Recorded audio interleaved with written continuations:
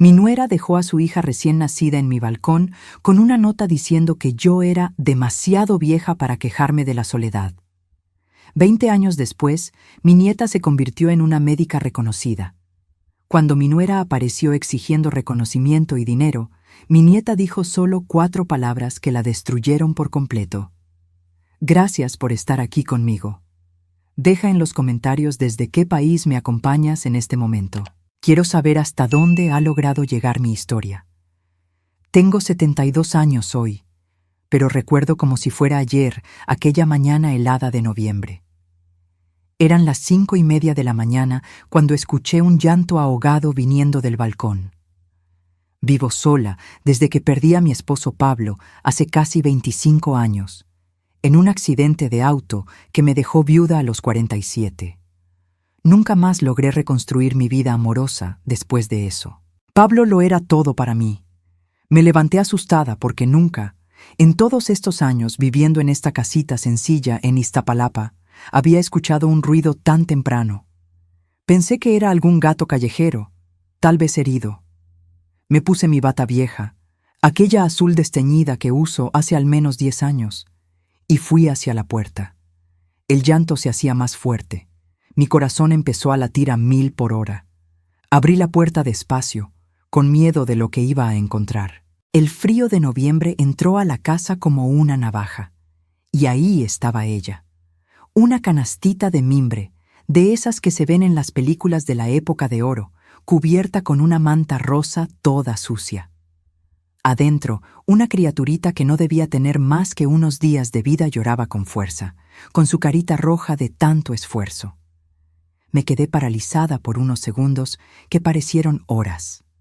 Miré hacia los lados, buscando a alguien, a cualquier persona que pudiera explicar qué estaba pasando. La calle estaba vacía, silenciosa, apenas las luces de la madrugada empezando a aclarar el cielo grisáceo. Tomé la canasta con las manos temblorosas y la metí a la casa.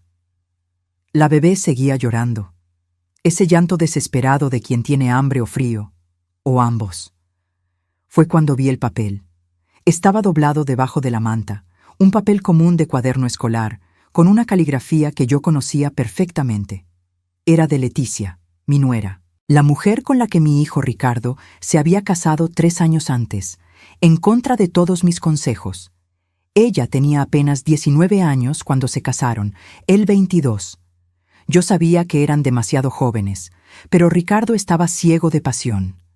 Desdoblé el papel con dedos que no paraban de temblar.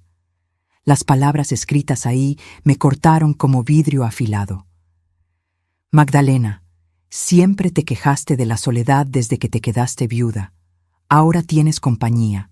No tenemos condiciones ni interés en criar a una hija. Eres demasiado vieja para quejarte de la soledad. Cuídala o haz lo que quieras. No nos busques. Leí aquellas palabras 3, 4, 5 veces. Cada vez dolía más. Mi propio hijo, el niño que cargué en mi vientre, al que amamanté, al que crié sola después de que Pablo murió, había abandonado a su propio bebé en mi puerta como si fuera basura. Y Leticia, esa muchacha que siempre me trató con un desprecio mal disimulado, tuvo la crueldad de escribir esas palabras horribles. La bebé seguía llorando en mis brazos. Miré esa carita minúscula, los ojitos apretados de tanto llorar, y algo dentro de mí se rompió y se reconstruyó al mismo tiempo. Tenía los ojos de Ricardo, esos ojos café profundos que heredó de su padre. Tenía la nariz pequeña y respingada que era marca de nuestra familia. Era mi nieta, mi sangre, mi familia. Corrí a la cocina y preparé un biberón con la leche en polvo que tenía guardada, de esa que se usa para las recetas. No era lo ideal, lo sabía, pero era todo lo que tenía en ese momento desesperador. La bebé succionó con fuerza, como si no hubiera comido en horas. Probablemente no había comido. ¿Cuántas horas llevaría allá afuera, en el frío de la madrugada? ¿Cuánto tiempo les tomó decidir abandonarme a esta niña? Mientras ella tomaba su leche, tomé el teléfono antiguo que tengo en la sala y marqué el número de Ricardo. Sonó 1, 2, 3 veces. A la cuarta, la llamada se cortó. Lo intenté de nuevo. Esta vez ni siquiera llegó a sonar. Me había bloqueado. Mi propio hijo me bloqueó para no tener que dar explicaciones sobre el abandono de su propia hija. Intenté con el número de Leticia. El mismo resultado, bloqueada. Lo habían planeado todo con lujo de detalle. Dejar a la bebé en mi puerta antes del amanecer, bloquearme, desaparecer, como si pudieran simplemente borrar la existencia de esta niña inocente de sus vidas. Me senté en mi sillón viejo, ese que compré con Pablo hace más de 30 años, cargando a la bebé que ahora dormía en mis brazos después de finalmente lograr alimentarse. Las lágrimas rodaban por mi rostro sin que intentara detenerlas. Lloraba por la crueldad de mi hijo, por la frialdad de Leticia, pero principalmente por la bebita inocente que había sido rechazada por sus propios padres antes siquiera de cumplir una semana de vida. Miré alrededor de mi casita sencilla. 2 cuartos pequeños, una cocina apretada, un baño minúsculo. Yo vivía de mi pensión de maestra de primaria, que apenas alcanzaba para mis gastos básicos. ¿Cómo iba a criar a una bebé con ese dinero? ¿Cómo iba a comprar pañales, leche especial, ropa, medicinas?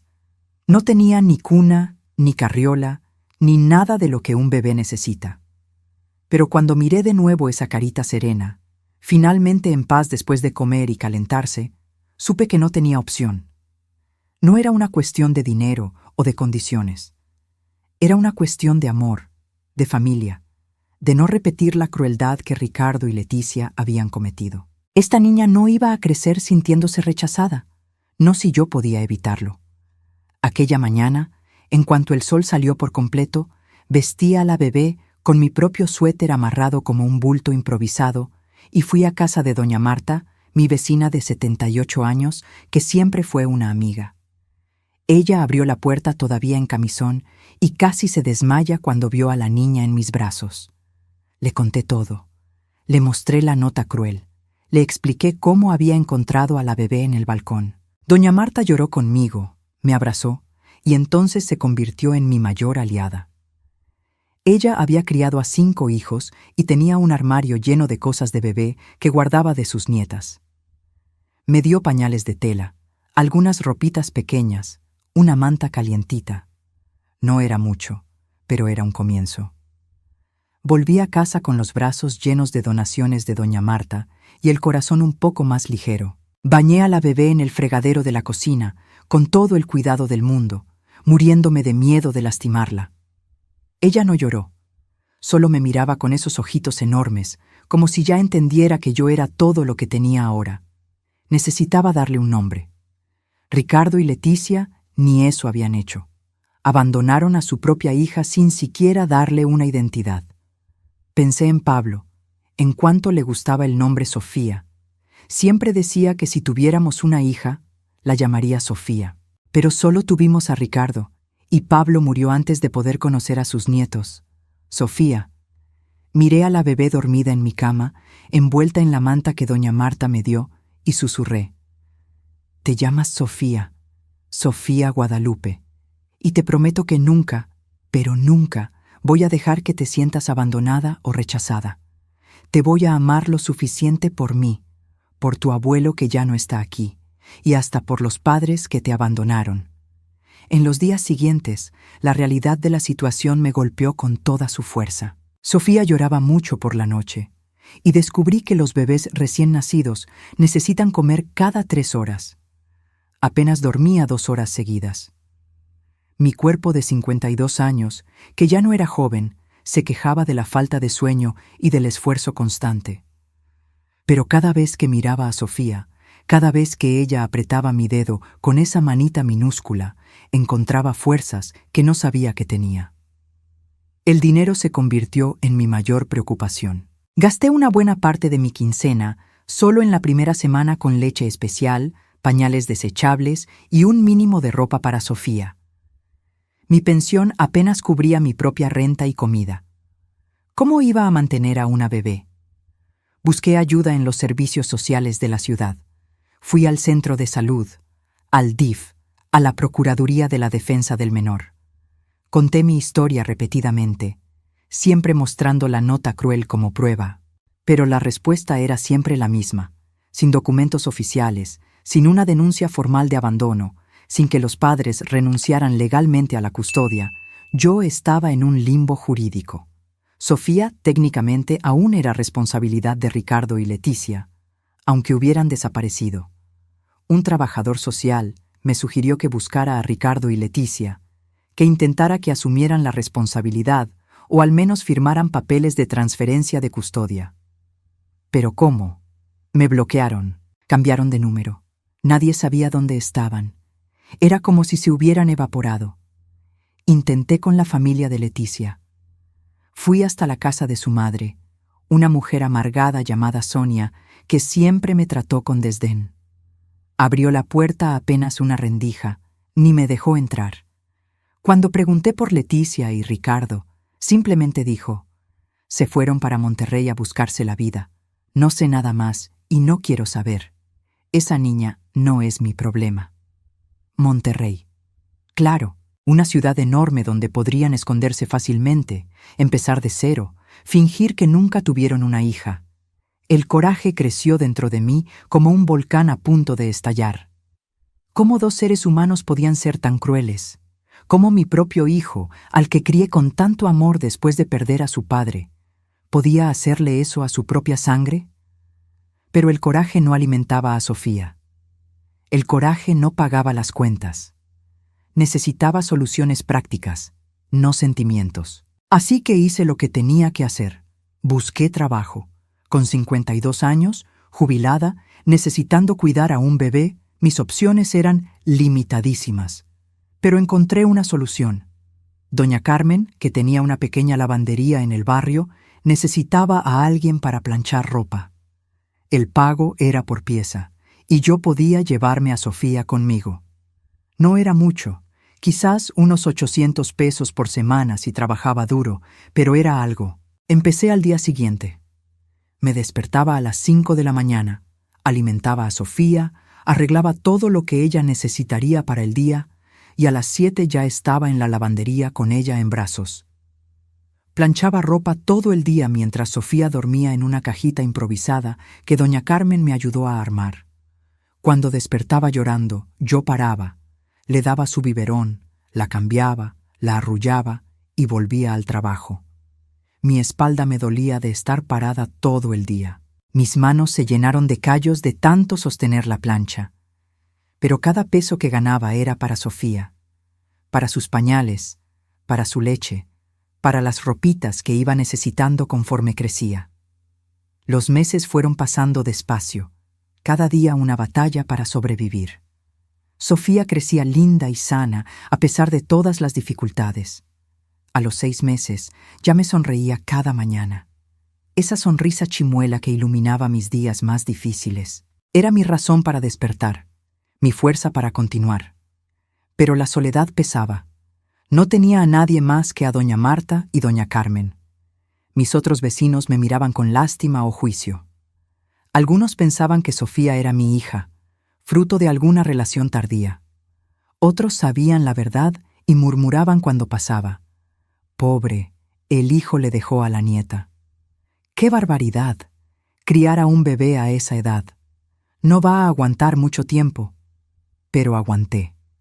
Día tras día, semana tras semana. Cuando Sofía cumplió 1 año, ya caminaba, balbuceaba algunas palabras, me decía abue, con esa vocecita dulce que me derretía el corazón. Le hice una fiestecita pequeña, solo yo, doña Marta y doña Carmen. Compré un pastelito sencillo en la panadería y cantamos las mañanitas. Sofía aplaudió y se rió, completamente ajena al hecho de que sus padres no estaban ahí, que nunca estuvieron, que probablemente ni se acordaban de su cumpleaños.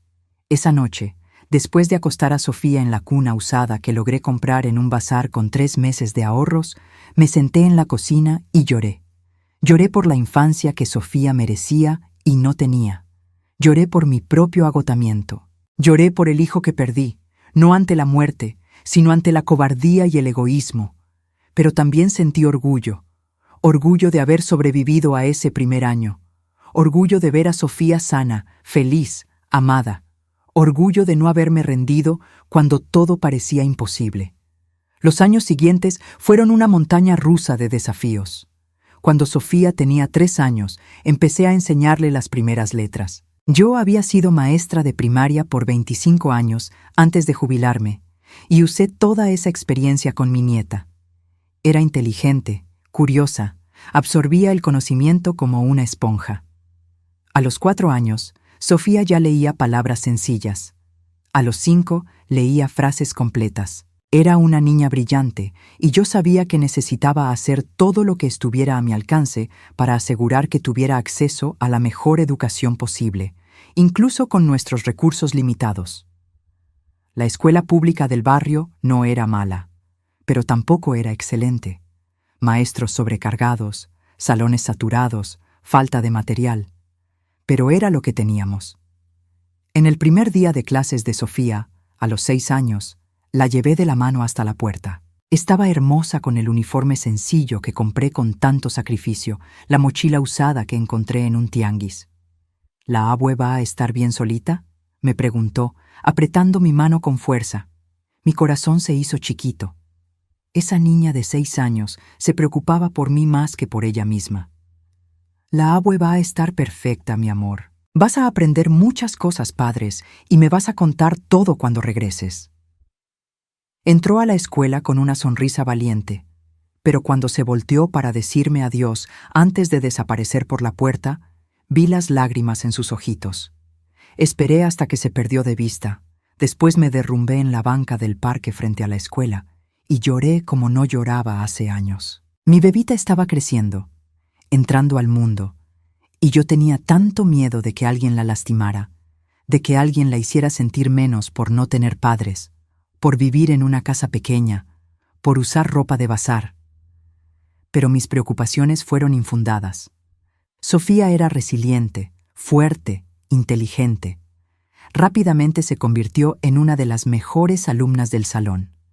Las maestras me llamaban regularmente para elogiar su desempeño, su dedicación, su gentileza con los compañeros. Yo iba a cada junta con el corazón hinchado de orgullo, usando mi mejor vestido viejo, fingiendo que no veía las miradas de lástima de las otras madres más jóvenes, mejor vestidas. Fue en una de esas juntas, cuando Sofía tenía 8 años, que su maestra, la maestra Luciana, me llamó para una plática privada. Doña Magdalena, dijo con seriedad, Sofía es excepcionalmente inteligente. Está años adelante del grupo en todas las materias, especialmente en ciencias. ¿Ha pensado en buscarle una beca en algún colegio particular? Colegio particular. Yo ni sabía por dónde empezar. Pero la maestra Luciana me dio una lista de instituciones que ofrecían becas para alumnos de bajos recursos con alto desempeño. Esa noche, después de que Sofía se durmió, me quedé hasta tarde investigando con el internet lento del celular viejo que tenía, el único lujo que me permití comprar porque lo necesitaba para emergencias.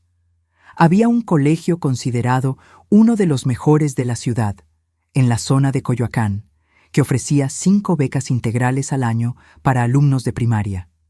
Las inscripciones para el proceso de selección estaban abiertas. Sería un examen difícil, una entrevista, análisis del historial escolar. Las posibilidades eran mínimas, pero tenía que intentarlo.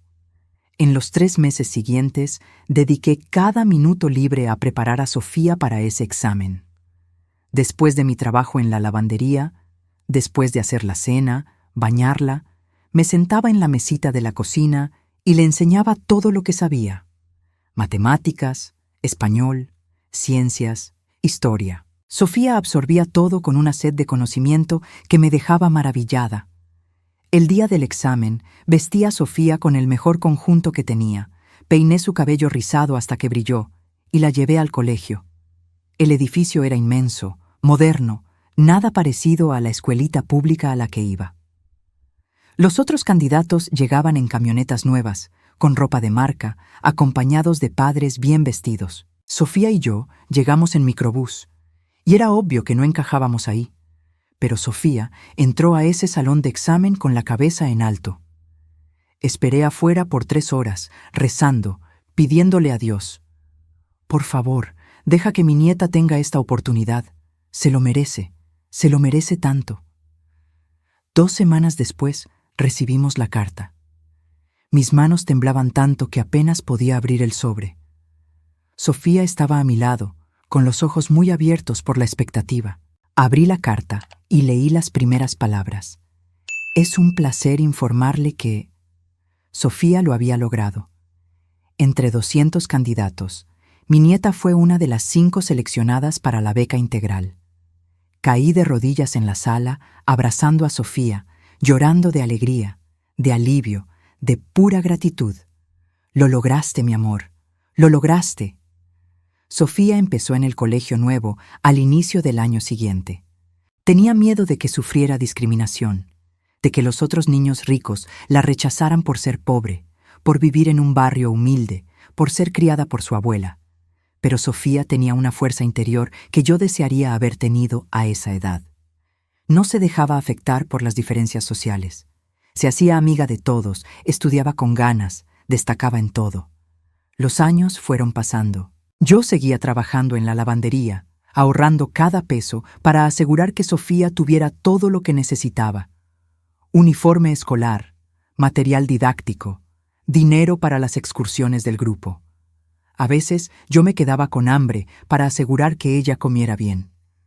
A veces no compraba una medicina para mí para poder pagar un libro que ella necesitaba. Pero ver a Sofía feliz, verla crecer inteligente y fuerte, valía cada sacrificio. Cuando Sofía tenía 12 años, me hizo una pregunta que yo temía hace años. Abue, ¿por qué mis papás me dejaron contigo? ¿Por qué nunca vienen a verme? Estábamos sentadas en la sala, ella haciendo la tarea, yo remendando una ropa. Mi corazón se detuvo. Sabía que este día llegaría, pero no estaba preparada. ¿Cómo explicar la crueldad de sus padres sin destruir la imagen que tenía de sí misma? Tus papás eran muy jóvenes cuando naciste, mi amor. Empecé despacio, escogiendo las palabras con cuidado. No estaban preparados para criar a un bebé. Entonces, me pidieron que te cuidara hasta que ellos estuvieran listos. ¿Y cuándo van a estar listos?, preguntó Sofía, y había una tristeza en sus ojos que me rompió el alma. Me tragué el nudo que subía por la garganta. No lo sé, mi amor, pero ¿sabes qué sí sé? Sé que eres lo más valioso de mi vida. Sé que te amo más que a nada en este mundo. Y sé que, pase lo que pase, siempre tendrás una familia, porque me tienes a mí. Sofía me abrazó fuerte y sentí sus lágrimas mojando mi blusa vieja. Te amo, abue. Eres la mejor mamá que pude haber tenido. Mamá. Me llamó mamá. Y en ese momento entendí que yo era más que una abuela para Sofía. Yo era madre, padre, familia completa. Y eso era suficiente. Los años de la secundaria pasaron en un abrir y cerrar de ojos.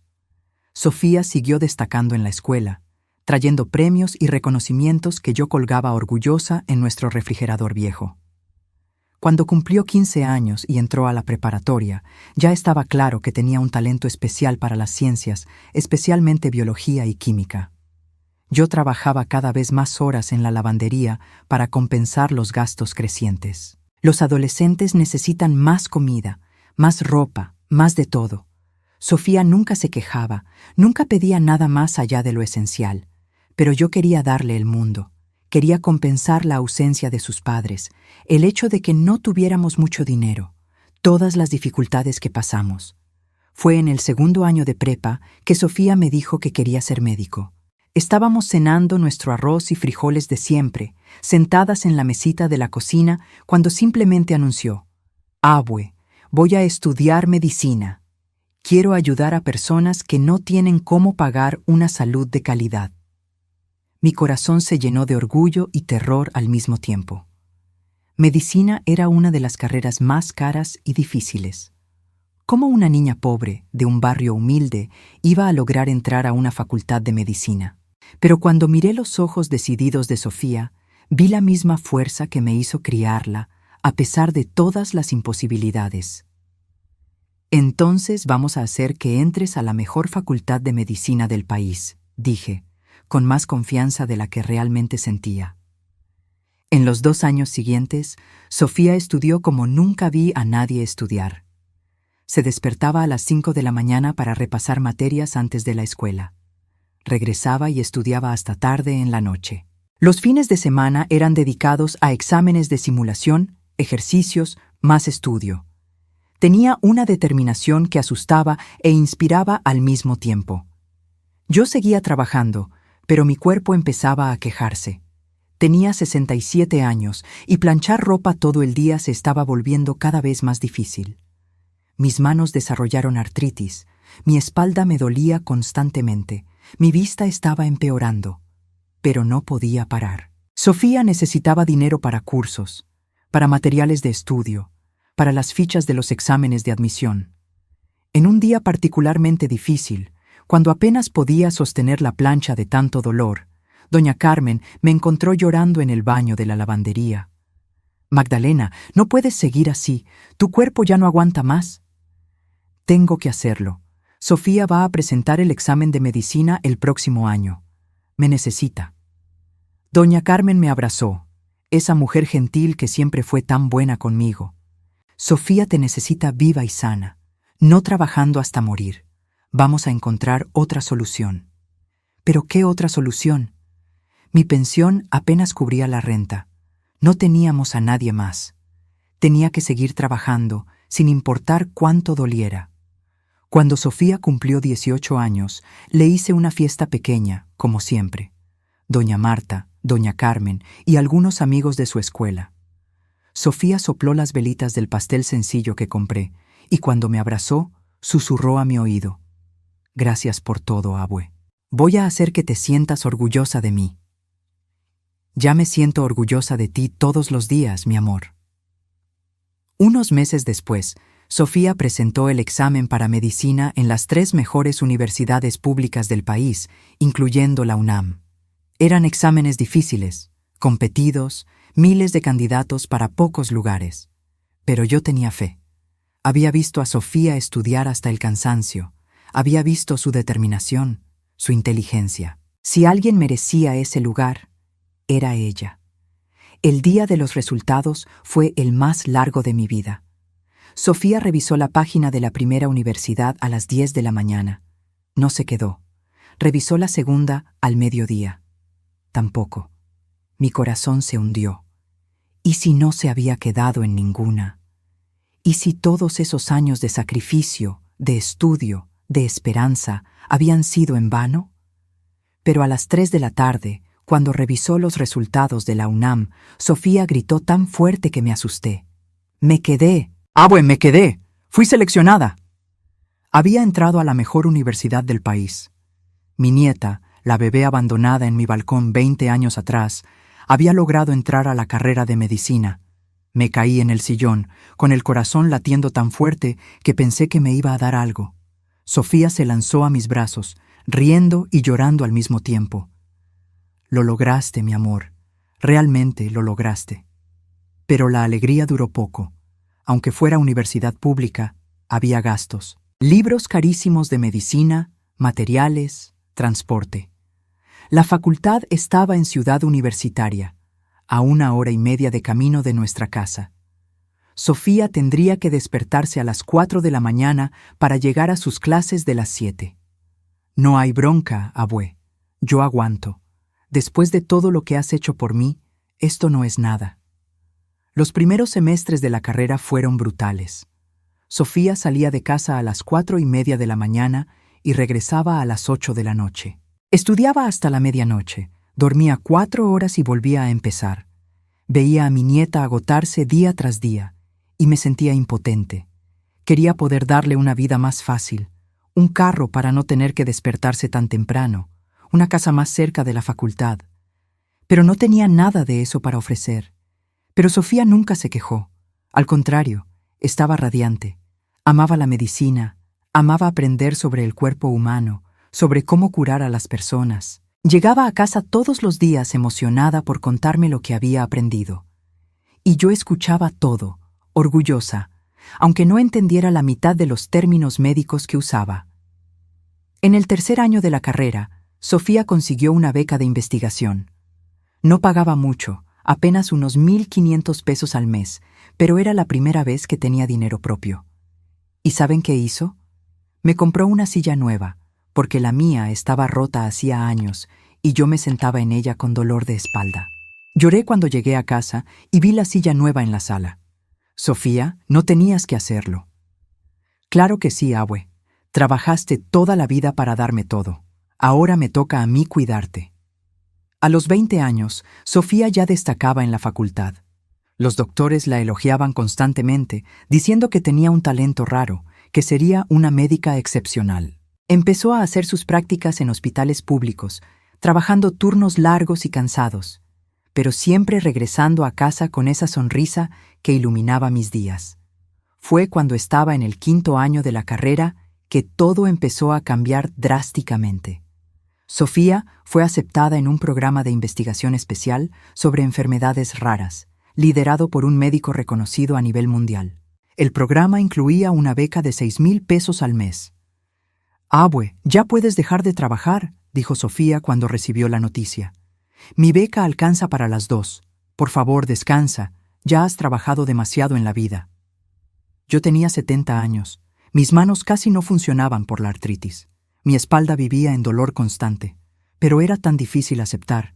Trabajé toda mi vida. ¿Cómo iba a simplemente parar? «Abue, criaste sola a una niña abandonada. Trabajaste 18 horas al día. Me diste educación, amor, todo. Ahora, por el amor de Dios, deja que yo te cuide». Entonces dejé de trabajar. Después de casi 20 años planchando ropa en la lavandería de Doña Carmen, finalmente paré. Y por primera vez en décadas sentí lo que era no despertar con dolor, no pasar el día entero parada, no llegar a casa demasiado exhausta para cocinar bien. Sofía se graduó de médico cirujano a los 25 años. Fui a la graduación con el corazón explotando de orgullo, usando un vestido sencillo que Sofía me había comprado, insistiendo en que tenía que estar guapa para el gran día. Cuando llamaron su nombre y subió al presidium para recibir el título, no pude contener las lágrimas. Ahí estaba mi nieta, mi Sofía, la bebé que encontré llorando en el balcón 20 años atrás, ahora una doctora graduada. Y no cualquier doctora, se graduó con mención honorífica, la mejor de su generación, con un currículum de investigaciones y publicaciones que dejaba a los profesores impresionados. Después de la ceremonia, Sofía vino corriendo hacia mí y me abrazó fuerte. «Lo logré, abue, y todo esto es gracias a ti». «No, mi amor, fuiste tú, tu inteligencia, tu dedicación, tu fuerza». Pero Sofía sacudió la cabeza. «Sin ti, yo no sería nada. Tú me salvaste, me amaste, me diste una familia cuando mis propios padres me tiraron a la basura. Todo lo que soy, te lo debo a ti». En los 2 años siguientes, Sofía hizo su especialidad en medicina interna en uno de los mejores hospitales de la ciudad, el Instituto Nacional de Nutrición. El trabajo era brutal: guardias de 24 horas, decisiones de vida o muerte, estrés constante. Pero ella lo amaba. Vivía para ayudar a sus pacientes, especialmente a los más pobres que no tenían para un tratamiento privado. A los 27 años, Sofía ya era respetada en el hospital. Médicos mayores la consultaban sobre casos difíciles. Pacientes pedían específicamente ser atendidos por ella. Y su investigación sobre enfermedades raras estaba ganando reconocimiento nacional. Fue entonces cuando recibió una oferta que cambiaría nuestras vidas para siempre. Un hospital privado de prestigio internacional en Santa Fe quería contratarla como médica especialista, ofreciéndole un sueldo que hizo que mis ojos se pelaran cuando me contó: 50,000 pesos mensuales. Más dinero del que yo había ganado en años enteros trabajando en la lavandería. «No sé si aceptar, abue», dijo Sofía claramente dividida. «Ese hospital atiende pura gente de dinero. Yo quería trabajar con personas que realmente lo necesitan». Me senté a su lado en nuestra mesa de cocina vieja, esa misma donde habíamos cenado miles de veces a lo largo de los años. «Mi amor, puedes aceptar ese trabajo y usar el dinero para ayudar a quien lo necesita de otras formas. No tienes que martirizarte para hacer la diferencia». Sofía aceptó el trabajo y verdaderamente empezó a usar su sueldo para hacer la diferencia. Primero, Insistió en rentar una casa mejor para nosotras. Salimos de esa casita minúscula donde vivimos 20 años y nos mudamos a una casa de 3 recámaras en un barrio tranquilo cerca de la Coyoacán, con un jardincito donde planté flores por primera vez en décadas. Después, Sofía empezó a atender pacientes de bajos recursos gratuitamente en sus días de descanso, montando una especie de clínica improvisada en una parroquia de nuestro antiguo barrio. Usaba su propio dinero para comprar medicinas para quien no podía pagar. Pagaba estudios caros de su propio bolsillo. Era medicina de verdad, con compasión de verdad. Yo tenía 72 años y finalmente podía descansar. Sofía se encargaba de todos nuestros gastos, me daba un domingo generoso que yo usaba para comprar cosas pequeñas que siempre quise pero nunca pude. Libros, plantas para el jardín, regalos para doña Marta, que seguía siendo mi amiga fiel. Nuestra vida era pacífica, feliz. Sofía trabajaba mucho, pero siempre se aseguraba de que cenáramos juntas todas las noches, manteniendo esa tradición que empezó cuando era chiquita. Platicábamos de todo, de sus pacientes, de mis flores, de la vida. Fue una de esas noches cuando Sofía tenía 28 años que me dijo algo que me congeló. Abue, un paciente me preguntó hoy por mis papás, y me di cuenta de que hace años que no pienso en ellos. ¿Será que saben que me gradué de médico? ¿Será que les importa? Mi corazón se apretó. Durante todos estos años, Ricardo y Leticia nunca intentaron contactarnos. Nunca mandaron una carta, un correo, nada. Era como si Sofía realmente no existiera para ellos. Pero yo sabía que, tarde o temprano, esa herida abierta volvería a doler.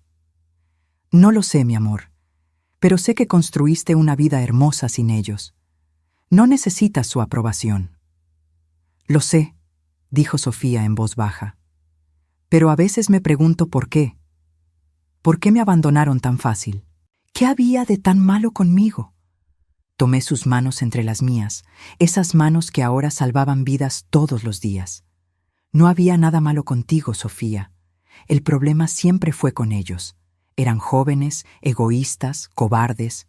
Pero eso dice todo de ellos y nada de ti. Esa plática me dejó inquieta. Esa noche, después de que Sofía se fue a dormir, saqué esa nota cruel que guardé todos estos años en una caja en el fondo de mi closet. Leí las palabras de Leticia nuevamente, sintiendo el mismo coraje de hace 20 años. Eres demasiado vieja para quejarte de la soledad. Demasiado vieja. Como si mi edad fuera una razón para aceptar criar a un bebé abandonado. Como si no tuviera derecho a una vejez tranquila, sin responsabilidades de criar a un niño. Tenían razón en una cosa. Yo era vieja. Pero lo hice de todos modos. Porque el amor no tiene edad, y la familia no es cuestión de sangre, sino de presencia. Guardé la nota de nuevo en la caja. Tenía todos los recibos que guardé a lo largo de los años, todos los gastos que tuve criando a Sofía. No sabía por qué seguía guardando todo aquello. Tal vez porque, en el fondo, siempre supe que un día Ricardo y Leticia volverían. La gente como ellos siempre vuelve cuando hay algo que ganar. Y tuve razón. 2 meses después de esa plática con Sofía, un jueves cualquiera, sonó el timbre. Eran las 3 de la tarde. Sofía estaba en el hospital y yo regaba mis plantas en el jardín. Fui a abrir con la manguera todavía en la mano, sin imaginar que mi vida estaba a punto de ponerse de cabeza otra vez. Abrí la puerta y casi se me cae la manguera. Ahí, parados en mi balcón, estaban Ricardo y Leticia. Mi hijo, al que no veía hace 20 años. Mi exnuera, que abandonó a su propia hija como basura. Y al lado de ellos, un hombre de traje con un maletín de piel. Claramente, un abogado. Ricardo había cambiado mucho. Tenía 42 años ahora, canas en las sienes, arrugas alrededor de los ojos. Parecía cansado, envejecido. Leticia, a los 40, se había mantenido más o menos igual, pero había una dureza en su rostro que no existía antes. Y esa sonrisa falsa que me dio cuando nuestras miradas se cruzaron me dio náuseas. «Hola, Magdalena», dijo Ricardo con voz titubeante. «Ha pasado tiempo». Me quedé parada en la puerta, bloqueando la entrada, sin decir nada. Mi corazón latía tan fuerte que podía escucharlo en mis oídos. 20 años. 20 años sin una palabra, sin una llamada, sin un centavo de ayuda. Y ahora aparecían aquí como si nada hubiera pasado. ¿Puedo hablar contigo?, continuó Ricardo cuando no respondí. Es importante. Es sobre Sofía. La mención de su nombre me despertó de la parálisis. ¿Sofía?, repetí, con voz más agresiva de lo que pretendía. ¿Hasta ahora se acuerdan de que existe? Leticia dio un paso al frente, con esa sonrisa falsa todavía pegada en la cara. Magdalena, entendemos que estés molesta, pero somos los padres biológicos de Sofía y tenemos derechos. Nos enteramos de que se convirtió en una médica muy exitosa y creemos que ya es hora de conocer a nuestra hija. Nuestra hija. Las palabras me hicieron atragantarme de rabia. Su hija. Su hija. Ustedes la abandonaron como basura en mi puerta hace 20 años. No tienen ningún derecho sobre ella. El abogado se aclaró la garganta, abriendo su maletín. En realidad, señora Magdalena, legalmente la situación es más complicada. El señor Ricardo y la señora Leticia nunca renunciaron formalmente a la patria potestad de Sofía. Técnicamente, ellos siguen siendo sus responsables legales. Sentí que el suelo se abría bajo mis pies. ¿Cómo era posible? ¿Cómo, después de 20 años, aún podían tener algún derecho sobre Sofía? ¿Qué es lo que quieren?, pregunté directamente, mirando a Ricardo. Mi hijo, el niño que crié sola después de que su padre murió. ¿Cómo podía estar haciendo esto? Ricardo tuvo la decencia de parecer avergonzado, pero Leticia no. Levantó la barbilla con esa arrogancia que siempre tuvo. Queremos conocer a nuestra hija. Queremos tener una relación con ella. Y francamente, creemos justo que ella nos apoye económicamente, ya que aparentemente tiene los medios para hacerlo. Ahí estaba, la verdad pelona. No querían a Sofía, querían su dinero. Se habían enterado de alguna forma de que era una médica exitosa y vinieron por su tajada. Lárguense de mi casa, dije, temblando de coraje. Ahora mismo. El abogado dio otro paso al frente. Señora Magdalena, le recomiendo encarecidamente que no haga esto más difícil. Mis clientes están dispuestos a ser razonables. Simplemente quieren conocer a su hija y llegar a un acuerdo financiero justo. Si usted se niega, podemos llevar esto a los tribunales y le aseguro que no le va a gustar el resultado. Demándenme entonces, dije, azotando la puerta en sus caras, o al menos lo intenté. El abogado puso el pie en la puerta, impidiendo que cerrara. Piénsalo bien, Magdalena. Sofía ya es adulta, pero eso no quita que ellos sean los padres biológicos. En un tribunal, con los abogados adecuados, pueden conseguir mucho. Reconocimiento legal, pensión retroactiva por los años que tú cuidaste de su hija, parte de sus bienes. No seas tonta. Deja que hablen con Sofía. Tal vez ella hasta quiera conocerlos. Fue entonces cuando escuché la voz de Sofía detrás de mí. Entonces es a mí a quien deben preguntarle, ¿no? Me di la vuelta. Sofía estaba ahí. Había llegado del hospital temprano y escuchó toda la plática por la ventana de la sala que estaba abierta. Su rostro era una máscara de calma, pero yo conocía a mi nieta. Podía ver la tormenta de emociones escondida detrás de esos ojos. Ricardo dio un paso al frente, con lágrimas llenando sus ojos. ¿Sofía? ¿Hija? Pero Sofía no se movió. Solo lo miró a él, luego a Leticia, con una expresión que no logré descifrar. Así que ustedes son mis padres biológicos. Lo somos, dijo Leticia rápidamente, intentando parecer maternal y fallando miserablemente. Y lamentamos profundamente habernos quedado lejos por tanto tiempo. Éramos jóvenes, estábamos asustados, no sabíamos cómo ser padres, pero pensamos en ti todos los días. Sofía se rió, pero no fue una risa alegre. Fue una risa fría, calculada, que me hizo recordar cómo se ponía cuando estaba a punto de diagnosticar un caso médico difícil. Pensaron en mí todos los días, pero nunca intentaron contactarme. Nunca mandaron una carta. Nunca me buscaron. Ricardo intentó explicarse. Nosotros, Nosotros queríamos, pero pensábamos que sería más difícil para ti si seguíamos apareciendo y desapareciendo de tu vida. Creímos que sería mejor dejar que tu abuela te criara en paz. «Qué conveniente», dijo Sofía, con voz cortante como un bisturí. Y ahora, 20 años después, descubren que soy médico y decidieron que era hora de conocer a su hija. ¡Qué coincidencia! Leticia perdió la paciencia, mostrando finalmente su verdadera naturaleza. «Mira, Sofía, puedes ser doctora, pero sigues siendo nuestra hija. Tenemos derechos. Si crees que vas a disfrutar de una vida cómoda mientras tus propios padres pasan carencias, estás muy equivocada». «¿Pasan carencias?», repitió Sofía. «¿Qué tipo de carencias?». El abogado intervino de nuevo. «El negocio del señor Ricardo quebró hace 2 años. Tienen deudas considerables. Como padres, tienen derecho al apoyo de su hija en tiempos difíciles». Ahí estaba, la verdad completa. Investigaron a mi nieta, vieron que le iba bien, y vinieron como buitres por su parte. Sofía se quedó en silencio un largo momento. Entonces dijo algo que me sorprendió por completo. «Pasen, vamos a platicar». «Sofía, no», protesté, pero ella puso la mano en mi hombro. «Está bien, abue, deja que yo me encargue».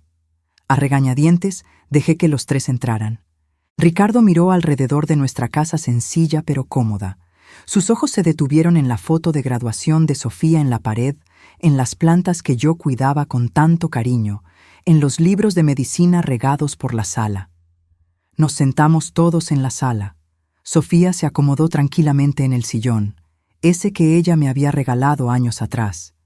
Yo me senté al lado de ella, con el corazón a 1000. Ricardo y Leticia se sentaron en el sofá. El abogado se quedó de pie con su maletín. «Entonces», empezó Sofía, con su voz médica, profesional, controlada, «quieren dinero». «Queremos conocerte», intentó mentir Ricardo de nuevo. «No me insulten», cortó Sofía. «Pasaron 20 años sin dar señales de vida. Ahora aparecen con un abogado exigiendo derechos. Es obvio lo que quieren. Así que se las voy a poner fácil a todos. ¿Cuánto?». Leticia y Ricardo se miraron. El abogado abrió el maletín y sacó unos documentos. «Calculamos que una pensión mensual de 10,000 pesos sería razonable, dado su sueldo como médica. Además, una compensación retroactiva por los años en que sus padres sufrieron su ausencia. Digamos, 1,000,000 de pesos». Escuché a Sofía respirar hondo a mi lado. Esa cantidad era absurda. Era casi todos los ahorros que había logrado juntar en los últimos años. «Entiendo», dijo Sofía con calma. «¿Y si no pago?». «Entonces nos vamos a juicio», respondió el abogado. «Y le aseguro que un juez será simpático con el caso de unos padres que fueron separados de su hija y ahora pasan hambre mientras ella vive con lujos». Sofía asintió pensativamente. Entonces se levantó y fue a su estudio. Nos quedamos todos en silencio, solo el ruido del reloj marcando los minutos. Miré a Ricardo, intentando encontrar algún rastro del niño que crié, pero solo veía a un extraño. Un cobarde que abandonó a su propia hija y ahora volvía para chupar su éxito. Sofía regresó cargando una caja. Era la misma caja donde yo guardaba todas las pruebas del abandono. La había encontrado hace unos años, y yo le conté toda la verdad sobre cómo Ricardo y Leticia la dejaron. Le mostré la nota cruel, los recibos, todo. En ese entonces, Sofía lloró, procesó el dolor y después guardó todo diciendo que prefería concentrarse en el futuro, no en el pasado. Pero al parecer, había conservado la caja. «Antes de discutir sobre dinero», dijo Sofía, poniendo la caja en la mesa de centro, «creo que deberían ver algunas cosas». Abrió la caja y sacó la nota. Esa maldita nota que Leticia había escrito hace 20 años. La sostuvo frente a Leticia y Ricardo. ¿Reconocen esto? Leticia palideció visiblemente. Ricardo desvió la mirada. El abogado tomó la nota y la leyó, su expresión cambiando gradualmente de confianza a preocupación. «Eres demasiado vieja para quejarte de la soledad», leyó Sofía en voz alta. «Cuídala o haz lo que quieras. No nos busques». Esas son las únicas palabras que me dejaron. Ni un nombre, Ni una explicación, ni un perdón. Pura crueldad. Sofía, éramos jóvenes, intentó justificar Ricardo con voz temblorosa. Cometimos un error terrible, pero eso no quita que tengamos derechos ahora. Sofía siguió sacando cosas de la caja. Recibos, cientos de ellos. Estos son los recibos de todo lo que mi abuela gastó criándome. Pañales, leche, ropa, doctor. Miren aquí, gastó casi todo su dinero el primer mes sola. Su pensión era de nada. Ella se gastó todo en mí y pasó hambre. Puse mi mano sobre la de Sofía, intentando que parara, pero ella siguió implacable. Y aquí tomó más papeles, el registro de su trabajo en la lavandería. Trabajó 18 horas diarias por 20 años para darme comida, educación, una vida. Mientras tanto, ¿ustedes dónde estaban? Ah, sí, en Monterrey, buscándose la vida, como me dijo la mamá de Leticia cuando fui a buscarlos hace 10 años. No sabía que Sofía había ido a buscar a la familia de Leticia. Nunca me lo contó. Mi corazón se apretó pensando en mi nieta, solita, buscando respuestas de una familia que la rechazó. Lo calculé todo, continuó Sofía, sacando una hoja que ella había hecho, sumando inflación, intereses, más el valor de la pensión alimenticia que nunca pagaron. Le deben a mi abuela aproximadamente 2 millones de pesos. Eso considerando solo las necesidades básicas, sin contar el costo emocional y físico que ella cargó. El silencio en la sala era sepulcral. El abogado miraba los documentos con una expresión cada vez más preocupada. Ricardo tenía la cara entre las manos. Solo Leticia mantenía esa expresión dura, desafiante. «Así que aquí está mi propuesta», dijo Sofía, con su voz fría como el hielo. «Se van a largar de esta casa ahorita mismo. Nunca más me van a buscar. Nunca más van a intentar contactarme. A cambio, no los voy a demandar por abandono de infante. No voy a hacer público lo que hicieron y no les voy a cobrar los 2 millones que le deben a mi abuela». «No nos puedes amenazar», habló finalmente Leticia, levantándose. «Somos tus padres. Tenemos derechos». Fue cuando Sofía dijo las 4 palabras que la destruyeron por completo. «Ustedes no son nada». Las palabras flotaron en el aire. Simples, devastadoras, absolutamente verdaderas. «Durante 20 años», continuó Sofía, «tuvieron la oportunidad de ser mis padres. Pudieron haber llamado, escrito, visitado. Pudieron haber pedido perdón, intentado redimirse, construir una relación. Pero no hicieron nada. Cero. Ustedes decidieron borrarme de sus vidas». Se acercó a Ricardo, mirándolo directo a los ojos. «Así que no, ustedes no son mis padres. Son solo 2 personas que me engendraron biológicamente. Mi familia es esta mujer aquí», me señaló a mí, «que me salvó, me amó, me crió. Ella es mi madre, mi padre, mi familia entera». Ricardo empezó a llorar. «Sofía, por favor, sé que hicimos cosas horribles, pero soy tu padre, tu sangre». «La sangre no significa nada», respondió Sofía. «Amor, sacrificio, presencia, eso es lo que significa familia, y ustedes no tienen nada de eso para ofrecerme». El abogado guardó rápido sus papeles. «Señor Ricardo, señora Leticia, creo que es mejor que nos retiremos. Esta situación es más compleja de lo que imaginamos». Leticia no quería rendirse. «Esto no se va a quedar así. Vamos a ir a la corte. Vamos a demostrar que tenemos derechos». Sofía sonrió. Esa misma sonrisa fría que me asustó antes. «Háganlo, y me voy a asegurar de que cada hospital, cada clínica, cada periódico de esta ciudad sepa exactamente qué tipo de personas son. Voy a enseñarle esa nota al mundo entero. Voy a contar cómo abandonaron a un bebé de 1 semana como si fuera basura. A ver cómo les ayuda eso en un juzgado». La verdad pesó sobre todos en la sala. En un juicio, con todas esas pruebas, con la historia completa expuesta, Ricardo y Leticia no tendrían oportunidad. Al contrario, podrían hasta enfrentar consecuencias penales por el abandono, incluso después de tantos años. Ricardo se levantó lentamente. «Vámonos, Leticia». Pero Leticia no se daba por vencida fácilmente. ¿Crees que eres mejor que nosotros? ¿Crees que eres muy especial por ser médico? No serías nada sin... ¿Sin ustedes?, completó Sofía. Exactamente.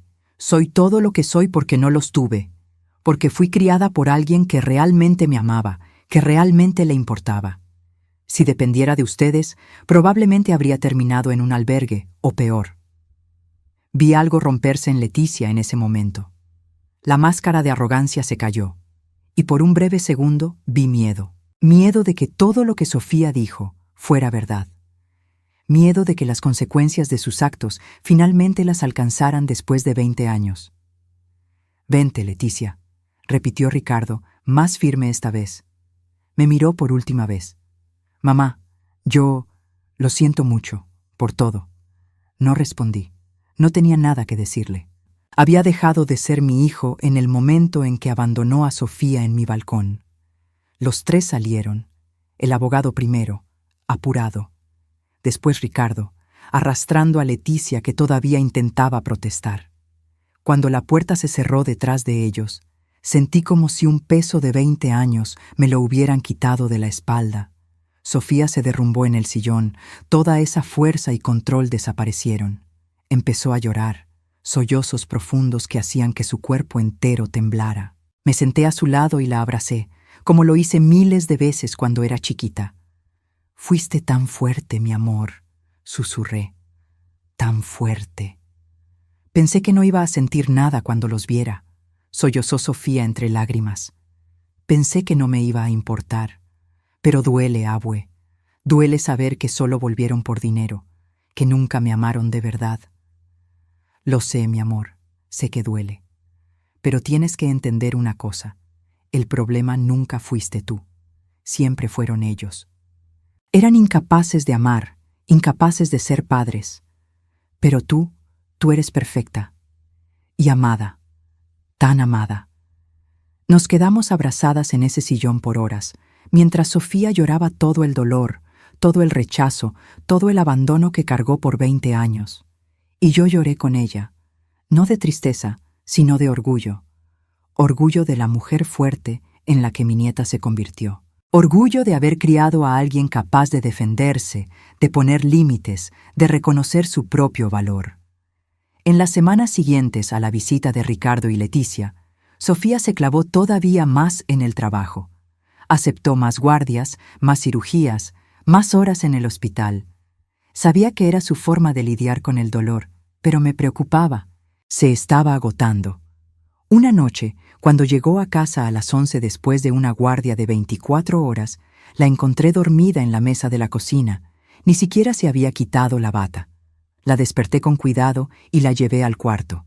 Mientras la ayudaba a quitarse los tenis, murmuró somnolienta. «Perdón, abue, prometo que voy a descansar más». «No tienes que pedirme perdón a mí, mi amor, pero tienes que cuidarte, estás trabajando demasiado». «Necesito estar ocupada», admitió ya más despierta. «Si me detengo a pensar, me pongo a imaginar. ¿Y si ellos me hubieran criado? ¿Y si hubiera crecido con padres que me amaran? ¿Cómo sería mi vida?» Me senté en la cama junto a ella.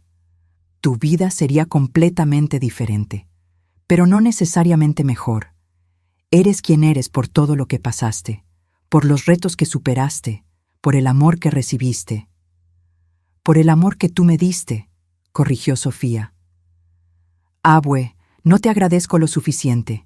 Todo lo que soy, todo lo que logré, es por ti». «No, Sofía, fuiste tú, tu inteligencia, tu dedicación, tu fuerza. Yo solo te di la oportunidad. Tú hiciste todo lo demás». Pero Sofía sacudió la cabeza. «Tú me diste más que una oportunidad. Me diste amor incondicional. Me diste un ejemplo de fuerza, de sacrificio, de verdadera entrega. Tú me enseñaste que la familia no es cuestión de sangre, sino de elección. De estar ahí incluso cuando es difícil». Esa noche, Sofía finalmente durmió bien por primera vez en semanas. Y yo me quedé despierta, pensando en todo lo que pasamos. 20 años de luchas, de sacrificios, de amor. 20 años que valieron cada segundo. 2 meses después, Sofía recibió una invitación que la dejó completamente sorprendida. Un hospital en Boston, en Estados Unidos, quería contratarla para su departamento de enfermedades raras. Le ofrecían un sueldo altísimo en dólares, oportunidades de investigación que nunca tendría aquí, la oportunidad de trabajar con los mejores médicos del mundo. Pero no puedo aceptar, dijo Sofía inmediatamente cuando me contó de la oferta. No te puedo dejar aquí sola, abue.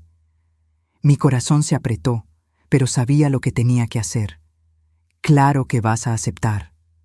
Abue. Sofía, esta es la oportunidad de tu vida.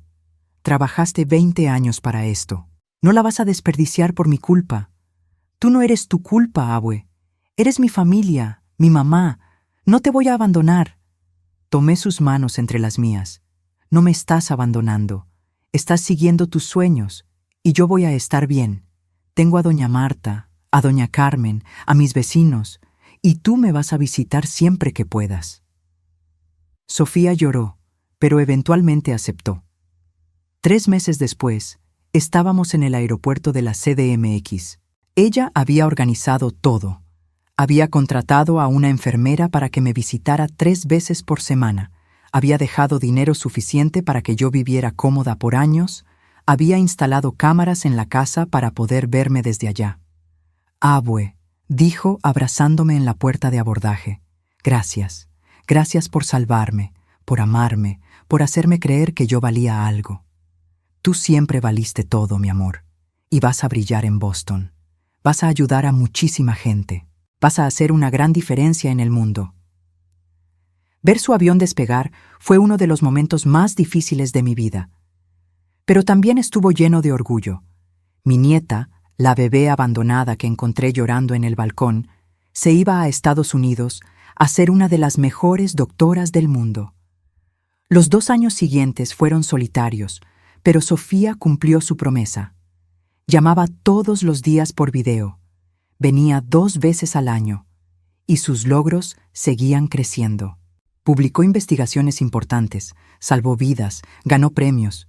Su nombre empezó a salir en revistas médicas, en conferencias internacionales. Fue cuando llevaba 2 años en Boston que algo extraordinario pasó. Un periódico de aquí hizo un reportaje sobre ella, destacando su historia. Una doctora mexicana brillante que estaba cambiando el tratamiento de enfermedades raras. El reportaje mencionaba brevemente que había sido criada por su abuela. La historia se hizo viral. No por el trabajo médico de Sofía, sino porque alguien encontró más información sobre su historia. Se enteraron del abandono, de cómo la crié sola. La historia cobró vida propia en redes sociales. Y entonces, inevitablemente, alguien identificó a Ricardo y Leticia.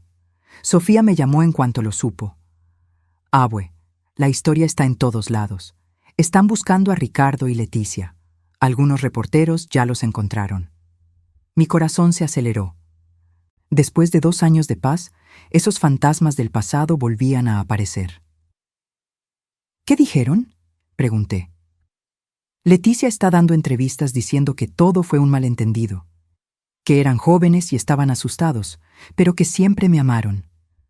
Ricardo no ha dicho nada. Al parecer tiene demasiada vergüenza para hablar. Sentí ese coraje ya conocido. Está mintiendo. Quiere cambiar la versión. Lo sé, abue, pero no importa. El mundo ya sabe la verdad. Nadie le cree. Y era cierto. La reacción de la gente fue durísima contra Ricardo y Leticia. Los acabaron en redes sociales. El negocio que Leticia había puesto perdió a todos sus clientes. Ricardo perdió su trabajo. Se convirtieron en unos parias. Parte de mí sentía una satisfacción oscura al ver eso. Pero principalmente sentía cansancio. Cansancio de cargar esa historia por tanto tiempo. Sofía regresó a México unas semanas después. Tenía una sorpresa para mí. Abue, quiero hacer algo. Quiero crear una fundación para ayudar a abuelos y familiares que están criando niños abandonados. Quiero asegurar que nadie tenga que pasar por lo que tú pasaste. Mi corazón se llenó de orgullo. Eso es hermoso, mi amor. Y quiero que lleve tu nombre, la Fundación Magdalena, para honrar todo lo que hiciste por mí y para ayudar a otros en la misma situación. La Fundación Magdalena se creó 6 meses después. Sofía donó la mitad de sus ahorros para empezar. La fundación ofrecía apoyo económico, legal y emocional para familiares criando niños abandonados. El día de la inauguración, yo estaba ahí, con mis 74 años, rodeada de decenas de familias que serían apoyadas por la fundación. Sofía dio un discurso precioso sobre el amor, la familia y el sacrificio. Pero cuando me pidió que hablara, casi no pude. Hace 22 años, empecé con la voz temblorosa. Encontré a un bebé abandonado en mi balcón. Yo era una viuda sola, viviendo de una pensión mínima, sin condiciones para criar a una niña. Pero cuando miré esa carita inocente, supe que no tenía opción. Miré a Sofía, que estaba en la primera fila con lágrimas rodando por su cara. Criar a esa niña fue lo más difícil que he hecho, pero también fue lo mejor, porque ella me dio un propósito, amor, familia. Ella me salvó tanto como yo la salvé a ella. Hoy tengo 75 años. Sofía sigue en Boston, haciendo un trabajo revolucionario en medicina. La Fundación Magdalena ya ha ayudado a más de 500 familias en todo el país. Y yo sigo aquí, en esta casa cómoda que Sofía compró, cuidando mi jardín, recibiendo visitas, viviendo una vida que nunca imaginé posible. Ricardo eventualmente buscó a Sofía otra vez, hace unos meses, esta vez sin abogado, sin exigencias, solo pidiendo perdón. Sofía platicó con él, escuchó sus arrepentimientos, pero le dejó claro que el perdón no significa reconciliación. Ella no tenía espacio en su vida para él. Ese tren se había ido hacía mucho. Leticia nunca pidió perdón. Por lo que supimos, se mudó a otra ciudad, intentando reconstruir su vida lejos de la vergüenza pública. No siento lástima por ella. Siento, tal vez, una especie de gratitud retorcida. Si ella no hubiera abandonado a Sofía, yo nunca habría tenido los 22 años más significativos de mi vida. Sofía está comprometida ahora, con un doctor maravilloso que conoció en Boston. Él sabe toda la historia, respeta profundamente nuestro vínculo y me trata como si fuera su propia abuela. La boda será el próximo año, una ceremonia pequeña allá, y yo estaré ahí, por supuesto. Nada en el mundo me impediría ver a mi nieta casarse. A veces, cuando estoy sola en el jardín regando mis flores, pienso en lo rara que es la vida. Cómo un momento puede cambiarlo todo. Esa mañana hace 22 años, cuando escuché un llanto en el balcón, pudo haber sido el fin. Pude haber llamado a la patrulla, entregado a Sofía en adopción, haberme lavado las manos, pero no lo hice. Escogí el amor, escogí la familia. Y esa elección, esa decisión tomada en un segundo, moldeó las 2 décadas siguientes de mi vida. No voy a mentir y decir que fue fácil. Hubo noches en que lloré de cansancio, de preocupación, de soledad. Hubo momentos en que pensé que no iba a aguantar. Pero siempre que miraba a Sofía, siempre que ella me sonreía, siempre que me decía «abue» con esa vocecita dulce, encontraba fuerzas para seguir. Y valió la pena.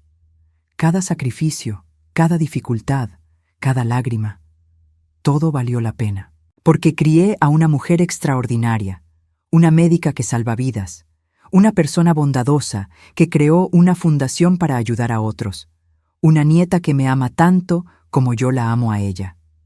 Ricardo y Leticia pensaron que se estaban quitando un problema de encima cuando abandonaron a Sofía en mi puerta. Pero en realidad, me dieron el regalo más grande que pude recibir. Me dieron un propósito, amor, familia. Me dieron una razón para vivir cuando yo solo estaba sobreviviendo. Así que, extrañamente, casi les doy las gracias. Casi. Porque sin su crueldad, sin ese abandono terrible, Sofía y yo nunca habríamos tenido nuestra historia, nuestra familia, nuestro amor. Hoy, sentada en mi jardín, con el sol de la tarde calentándome la cara, recibo una videollamada de Sofía. Ella está sonriendo, esa sonrisa radiante que ilumina cualquier lugar. «Abue, tengo una noticia». «¿Qué pasó, mi amor?» «Estoy embarazada». Mi corazón se detiene, luego se acelera. Las lágrimas llenan mis ojos. Oh, Sofía, mi amor, felicidades. Abue, si es niña, le voy a poner Magdalena, en tu honor. Lloro de verdad ahora, lágrimas de pura alegría rodando por mi cara. Voy a ser bisabuela. Va a haber una nueva generación en nuestra familia. Una familia construida no por sangre u obligación, sino por elección, amor y sacrificio. Y este niño o niña va a crecer sabiendo la verdad. Va a crecer escuchando la historia de cómo su madre fue abandonada, pero fue salvada por el amor de una abuela. Va a crecer entendiendo que la familia es cuestión de presencia, no solo genética. Te amo, Sofía, digo, con la voz entrecortada por la emoción.